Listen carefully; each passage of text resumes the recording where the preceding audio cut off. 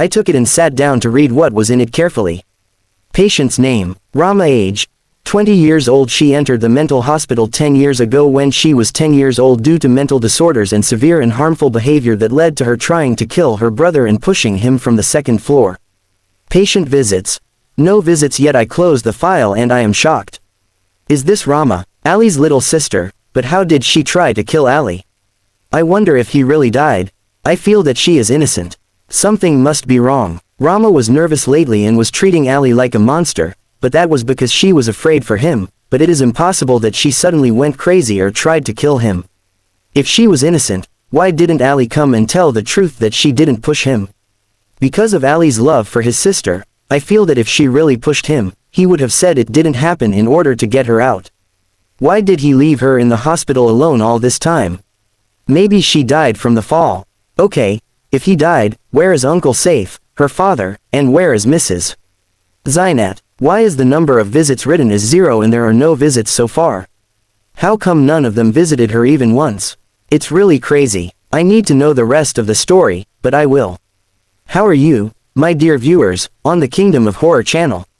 I hope you subscribe and like the video so that you can receive everything new. Let's get to know the story. Novel When the Devil Calls by the writer Malik Zayed. Ali. He entered his room quickly and locked the door with the key from the inside and left the light off so that no one would knock on him and think he was asleep and know how to search carefully. He grabbed his phone in the dark and wrote in the search bar on the internet, "Who is Dahar?" The results of the search were shocking and enough to freeze Ali's blood in his veins. After he read, "Dahar, he is a demon who causes harm to believers in their sleep through terrifying dreams." Ali, a demon. He kept staring at the phone, shaken and unable to comprehend what was written, and there were 1,000 questions in his mind, but from the shock and fear he was stunned and did not know what to think or act. He took out his notes and wrote in them the truth about Dahar, that he is a demon. He was writing quickly and his hand was shaking because he had a feeling that death was very close to him. Suddenly, Ali wrote the word Adam in a rough and confused handwriting, then followed it with the sentence, "The demon is in front of me now." And here the notes ended. This is the last page. All I understood was that Ali looked up and found Adam standing in front of him in the dark. I flipped through the papers left and right, but to no avail. I got up, going crazy, wanting to know what happened after that. I wondered where Ali went, what his relationship was with the mentally ill woman inside, and where the rest of the story was. I got up, took the notes with me, and left, not knowing. And I was thinking about where the missing link is until the patient inside came to my mind. Why did I never search for her identity? Who is she? Why did she come here? And how did she enter the hospital? Indeed, all of my questions had no answers except in the archive. Yes, the archive of patients here, and the advantage that will make it easier for me is that the files are registered with room numbers. That means that if I search for her room number, I will find her file immediately, and this is a very easy thing, but the problem is, how will I enter this archive? Entry is prohibited and there is security standing inside. In addition, my shift is over and I cannot wait until I come back again. I need to know what happened. After a while, the person who was going to take over the shift from me came and I handed him over. All that was left was for me to enter the archive, but how? The security is sitting and is prohibited from moving from in front of the door. I have no solution but one. May God forgive me for that. No, you understand what I am not going to kill him. Of course, no more horror movies. You guys are watching it, ha ha ha. I'll just bring a quarter of a pill and put it in his cup of tea. He'll get dizzy and sleep for an hour at most. I'll have gone in and out without him noticing. Of course, you'll all ask me why I didn't put more than one pill. I'll tell you why, because if he sleeps a lot, people will notice and suspect him, and it's not unlikely that the matter will be exposed. But if he sleeps for an hour or less, they'll say he was knocked unconscious by the intelligence. Right, come on, I got distracted while talking to you and forgot that time is not on my side at all. I have to move quickly. After a while, the security, he was drinking tea and suddenly the cup fell from his hand and he fell into a deep sleep. I quickly went to him and took the keys, opened it and then hung them in his pocket again so that no one would notice anything, and entered and locked the door on me from the inside. And I started looking through the numbers and files a lot until I found the patient's room number written on the last shelf and under it her file. It was easy for me to see it on the hospital computer, but unfortunately it had a password, so I chose the difficult way, but thank God I reached the file and took it and sat down to read what was in it with concentration. Patient's name, Rama. Age, 20 years old. She entered the mental hospital 10 years ago when she was 10 years old due to mental disorders and severe and harmful behavior that caused her to try to kill her brother and push him from the second floor. Patient visits. No visits yet. I closed the file and I was shocked. Is this Rama, Ali's little sister? But how did she try to kill Ali? I wonder if he really died. I feel that she is innocent. There must be something wrong. Yes, Rama was tense lately and was treating Ali badly, but that was because she was afraid for him. But it is impossible that she suddenly went crazy, or tried to kill him. If she was innocent, why didn't Ali come and tell the truth that she didn't push him? Because of Ali's great love for his sister, I feel that if she really pushed him, he would have said it didn't happen in order to get her out. Why did he leave her alone in the hospital all this time? Maybe he died from the fall. Okay, if he died, where is Uncle Saif, her father, and where is her mother? Why is the number of visits written as 0 and there are no visits so far? How come none of them visited her even once? It's really crazy. I need to know the rest of the story, but how will I know it and from whom? There is only one person who can complete the story. Why are you looking at me like that again? You see what's happening. I didn't mean to go back on my promise to Dr. Allah, but I have to go into Rama's room and talk to her. But first, I have to get out of here. I took a picture of Rama's information sheet with my phone. I went out, took the keys, locked the room, and put them in the security's pocket. I found the one who took over the shift from me standing in front of me. The employee, what are you doing? The security looks tired and isn't cooling down. I found the glass lying there, broken. The employee, he looks passed out. Go get him something to wake him up and come back. The employee, okay, and he went upstairs. I ran in the corridor on my way to Rama's room until I arrived, opened the door, entered, and locked it from the inside on me and her. Rama, sitting in the corner, hiding her face, and her hair falling to the ground. I approached her and called her by her name, Rama. Rama, Rama. She didn't even look at me as if I wasn't in the room. I sat thinking of what to say to her to make her agree to respond to me. How would she respond when she has refused to talk to anyone for 10 years? Rama, I read the notes. Rama, she stopped shaking her leg violently. I finished talking and told her I knew everything until the day they knew the truth about Adam. Rama, she kept shaking her leg quickly. Rama, I knew his name was Dahar. Rama, she screamed loudly and hid her face with her hand, afraid that her voice would reach them and someone would come. I got closer to her and sat on the bed next to her and said in a calm voice, "Don't be afraid. I know that you were wronged and that you didn't kill Ali. Do you remember Ali, your big brother? Did you forget about Ali, Rama? Rama." She raised her eyes and looked at me and she was the first. After 10 years, she was talking and saying in a sad voice, "Do you want to know the rest of the story?" I replied to her without hesitation, "Yes, of course. Rama, I finished it while I was here in the hospital," and she went and took a paper from under the pillow and extended her hand. I went and took it from her immediately. Eagerly, and I could not believe that I would know the rest of the story and maybe I could help her. "Rama, take care of yourself, you are now in danger like us." I looked at Rama and told her not to be afraid.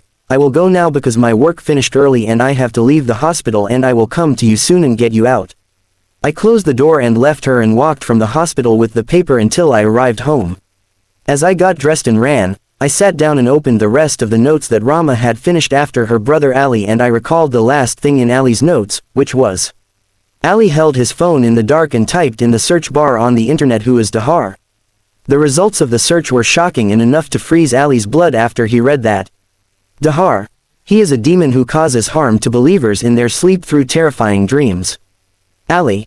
A demon, and kept staring at the phone, shaken and unable to comprehend what was written. And there were 1,000 questions in his mind, but from the shock and fear he was stunned and did not know what to think or act.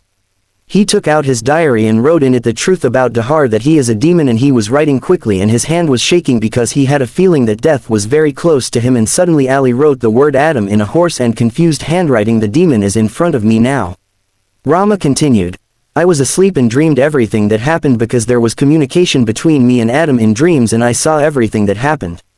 Ali. He stood up and kept going back. Adam. He moved towards Ali and the sound of the crumbling bones was moving and getting louder. Ali, in a shaken voice, "Eh. How did you get in here? Lock the door with the key, you devil." Adam. He smiled a sly smile and in a thick voice with a scary echo and screamed loudly. Dar, the glass, windows and doors in the house were all broken and flew away. Ali. He put his hand on his head and fell to the ground, unable to get up. Adam. He approached Ali while repeating his famous phrase in a very loud voice, "Tana Tim Makalko Natum, Tana Tim Makalko Natum." Every time he said it, he raised his voice more and the house shook violently. And his mother screamed and ran down calling for Rama and Ali. Rama. I woke up and ran downstairs and shouted, "Walk, Mom, get out of the house quickly, I have to get to Ali." Rama pulled her hand to get her out with her, but Rama shouted at her mother. "Get out quickly." At that moment, she went out and listened to her words, even though she was very young, but her confidence and strength forced her mother to do so without a word. She left the house and the whole town gathered under the house, all standing far away. Rama. I got upstairs and kept falling and then got up and ran again, and the house was moving left and right, and the walls were about to collapse and shake, and they were shaking with the walls of the house. Ali went and got out of it slowly. Ali. At that moment, he realized that he was dying, and in his last breaths, he was looking at the door, and in the midst of the fog and dust, and between the screams of the devil, Dar, and he said, "Tana Tame Makalko Natum, Tana Tame Makalko Natum." Rama. I entered in the midst of the thick fog and appeared in front of Ali and Dar. Ali. He was unable to move and was breathing his last breaths. Dahar. He was standing over Ali's head and moving his hand while saying his words over Ali's head to extract his soul from him, "Tana Tim Makalko Natum, Tan Tim Makalko Natum." Rama. She repeated after him, "Tana Tim Makalko Natum, Tan Tim Makalko Natum." Dahar. He raised his eyes and looked at Rama angrily. Rama. She said the interpretation of Dahar's sentence, "You are dead and all of you are dead, you are dead and all of you are dead." Dahar. He left Ali and went to Rama. Ali. He started to go back again and went back while he was on the ground and trying to get up while looking at Rama and trying to understand what was happening, but he didn't understand except for one thing, which is that what Dahar was saying was reversed Arabic. So he focused to know what he was saying to Rama. Dahar. He stood in front of Rama and in a hoarse voice said to her, "Don't interfere." Ali. Translate it, "Don't interfere." Dahar. He raised his hand in the air towards Ali. Ali. He got up from the ground and moved towards the window where the glass was broken and stopped him in the air on the window. Ali. He looked down and knew that if Dahar let him go he would fall and die. People. She screamed and went back. And his mother, "My son, help me, someone help him, my son," and she sat on the ground. Rama. She was crying, "She hacked him with this." Ali. Translate, "Let him go." Dahar. You are mine, you are mine. Rama. You hacked him with this, I am all. Ali. Translate, "Let him go and I am yours." Scream no, Rama, no, don't do this, run. Dahar. Yabut Kahauer, y'all. Ali. Translate, "Will you give me your soul?" No, Rama, no. Rama. I sat in front of Dahar on the ground and gave my life to you. Ali. No, Dahar. He let Ali fall from above. Ali. He fell and didn't feel anyone or anything and kept bleeding. And the people gathered and called for an ambulance. Rama. I screamed, "You tricked me." Dahar. You gave your life to me. Rama. I gave it so you wouldn't kill my brother, but you killed him. Dahar. Come with me. Rama. I won't come with you, and she stood up. Dahar. In a scary voice he screamed so loudly that he broke all the tiles on the floor. And suddenly the house started moving really hard as if it was collapsing. Dahar. He raised his hand towards Rama. Rama. She fell to the ground and lost consciousness, and then she didn't feel herself until she was accused of attempting to kill her brother Ali, but the family's statements proved that she had been behaviorally disturbed recently and was acting violently towards Ali, and she was admitted to a mental hospital. I closed the notes after I finished them and said maybe the notes are over, but the story definitely isn't over, especially after I understood the whole truth. And I said to myself, so Ali didn't die, they say attempted murder, so where is he? And I remembered the paper. I took a picture of Rama's information in the hospital archive, and I decided. I took a leave from work and went to the address in the archive paper. And visited Rama's house in Scotland. The house where all these terrifying events took place, so I could know what happened to her family, especially what happened to her brother Ali and how he was prevented from leaving his sister Rama for 10 years. And I closed my eyes to sleep from exhaustion. It was a difficult day full of adventures, but while I was sleeping, Rama's sentence kept ringing in my ear. Yesterday I came back from work at 10 p.m. and when I entered the house I found my brother standing on the balcony of my room with his back to the street. I entered the house, called my brother, he didn't answer, I searched the apartment for him but didn't find him. I thought maybe he went up to the roof. I took the phone out of my pocket and found it disconnected from the charger. I put the phone to charge and sat in my room and suddenly opened the door. I found my brother quickly entered the other room and the door was closed. I went to the other room and kept knocking on it. Open up my son. He didn't answer me. I told him open up, I'll break the door. I found him saying to me go, it's better for you. I told him go, why you worried me, okay. He said in a rough and scary voice, go. I told him why your voice changed. What's wrong with you? He didn't answer me. I told him, as you wish, but he didn't answer. I said, I'll go in and see if the phone is charging or not. I entered the room. I found the charger plug removed, I don't know how. Suddenly, I found the light cut off. I tried to look for a flashlight but couldn't find one, so I went into the kitchen to get a candle. I found my brother coming out of the kitchen, lighting a candle, so I took it from him. I told him, what's wrong, man? Why are you a stranger? You didn't answer me. He left me and went into the room and locked the door again. I entered my room holding the candle and closed the door behind me, and I found the light on. The story of the house. I was still turning around when I found my brother sitting on the bed.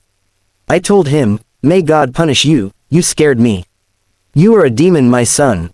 You haven't just entered the room and locked it behind you, how did you get in here? Explain to me, you look like you're doing two roles. He looked at me like this, smiled and kept quiet. I got annoyed with him, took the phone and the charger and left it. I went out and sat in the living room. I found the phone with 10% charge. I opened it and after a while I heard the sound of pots hitting loudly in the kitchen and the bathroom and kitchen faucets opened and a loud laughter sound. In the room door closed and opened loudly and I smelled a smell like smoke or a fire. I was cold at the time. I don't know how I raised my voice. I told him, you idiot, stop this work. It's better for you. What are you doing there? I heard him laughing really loudly and after a while I heard my brother calling me. I said, oh my God, I'm still idiot. He's calling me tonight. I replied to him, yes, you idiot, you're calling while you're with me. What do you want? He said, where are you, man? I've been calling you since early in the morning. I said, by God, you're imagining me here and doing strange things, breaking things in the apartment, scaring me, and saying I'm calling you. He said, Yusuf, your mom, brothers, and I have been at your aunt's since the afternoon because she's tired, and I'm calling you early to let you know that we'll be a little late. I heard that, but I couldn't believe it. I entered the room, and there was no one there. The pots were as they were in the kitchen, the faucets were closed, and there was no sign of smoke. I ran to the door of the apartment, and for the first time, the door wouldn't open at all. I tried, but it still wouldn't open. I don't know what made me turn towards the kitchen. I found a black shadow coming towards me. The door refused to open at all. I ran to the balcony. Luckily for me, we were on the first floor, and next to the balcony was a light pole. I quickly went down it and ran out into the street like a madman. I escaped from the entire street and we were isolated from the house. I hope you support me, like it, and subscribe to the channel. I'll see you tomorrow. Don't forget